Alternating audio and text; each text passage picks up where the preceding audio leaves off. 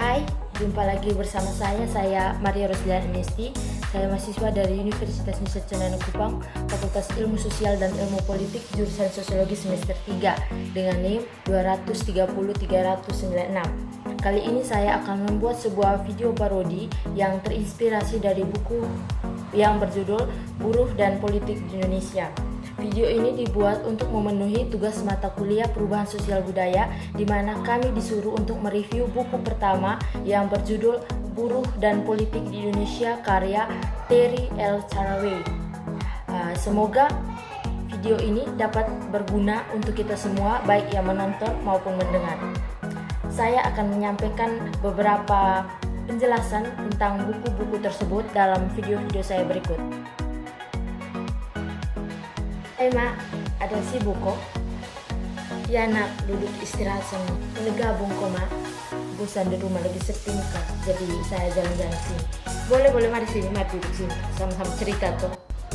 Nona ya bisa tanya kak, mungkin ada tahu sedikit tentang pekerjaan buruh tani ini, supaya Kanju tahu sedikit, jangan tahu hanya kerja dan kerja. Oh bisa mak, kebetulan kami juga ada kerja tugas tentang buruh dan politik di Indonesia. Saya akan jelaskan sedikit, mungkin bisa membantu mama mereka. Jadi begini mak, sebenarnya buruh dengan mereka yang kerja di kantoran itu sama-sama kerja. Jadi buruh itu dibagi menjadi dua bagian, yaitu buruh profesional dan buruh kasar. Buruh profesional itu mereka menggunakan otak untuk bekerja, sedangkan kalau buruh kasar itu mereka pakai otot atau fisik mereka untuk bekerja yang dapat menghasilkan uang atau upah dalam bentuk harian, bulanan maupun tahunan. Ada lagi satu buku yang berjudul Buruh dan Politik di Indonesia karya Terry L. Caraway. Di situ juga mereka membahas tentang perpolitikan di Indonesia dalam kaitannya dengan kelas sosial yang terbentuk oleh masyarakat. Kelas masyarakat yang dimaksud adalah kelas buruh yang pada masa Orde Baru tidak memiliki kekuatan politik yang signifikan. Prof. Caraway menjelaskan hasil risetnya mengenai dinamika keterlibatan kelas buruh dalam perpolitikan di Indonesia sesuai dengan yang dituliskan dalam bukunya. Dalam penjelasannya, ia menyebutkan adanya perubahan yang signifikan pasca Orde Baru, di mana gerakan kaum buruh dalam perpolitik Indonesia semakin muncul ke permukaan. Narasumber lain yakni Hari Nugroho menambahkan adanya disparitas antara kelas di masyarakat yang menyebabkan perbedaan kualitas aspirasi, terutama bagi kaum buruh. Kelas sosial yang sudah lama terbentuk di masyarakat, memunculnya perspektif terhadap sebuah golongan yang ada dan cenderung sangat sulit untuk dirubah. Buku ini mengulas eksperimen kaum buruh setelah gagal total dalam agenda Partai Politik Buruh pada tahun 1999 dan 2004 dengan gerakan Buruh of Go Politik. Prof. Terry menjelaskan bahwa sejak 2009, beberapa serikat buruh dan kelompok buruh independen mencoba masuk ke politik elektoral, menjalin kontrak politik dengan partai politik.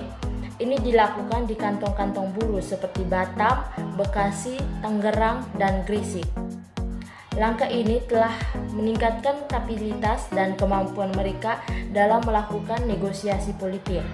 Hari Wibowo menyampaikan bahwa masuknya gerakan buruh ke ranah politik elektoral juga sangat kritis dan perspektif kualitas partisipasi dan pragmatisme politik. Mengenai perjanjian dan kebijakan terhadap buruh, pemerintah juga sudah melindungi hak dan kewajiban para pekerja melalui undang-undang dan akan mengusahakan sebaik mungkin agar setiap pekerja maupun pemberi pekerja mendapatkan keadilan. Oh, begitu. Terima kasih Nona sudah bantu jelaskan ke mama mereka. Mama mereka ini kan tidak tahu memang tuh, jadi harus tanya-tanya yang di kamu yang lebih tahu gitu. Kalau boleh tahu, mama mereka ini gajiannya per hari, per bulan, atau per tahun? Dan itu tuh mereka kasih berapa dia punya harga? Itu dihitung per hari. Jadi satu harinya itu kita dapat 100.000. Itu juga kalau kita malas-malas kerja, itu nanti gajinya dipotong. Berapapun gaji kita, tetaplah berjuang dan bekerja keras. sehingga kita dapat meraih kesuksesan. Karena sukses tidak hanya dinilai dari berapa gaji tiap bulannya, melainkan apakah di waktu bekerja kita masih mengingat pada Tuhan atau tetap konsisten pada pekerjaan kita atau hanya malas-malasan. Petani setia yang menanam benih di musim semi, yang menuai panen di musim gugur. Nah begitu sama, saya jalan dulu, ada mau pergi lagi nih. Dadah dan terima kasih. Semoga video ini dapat berguna bagi kita semua, baik yang menonton maupun yang mendengar. Terima kasih.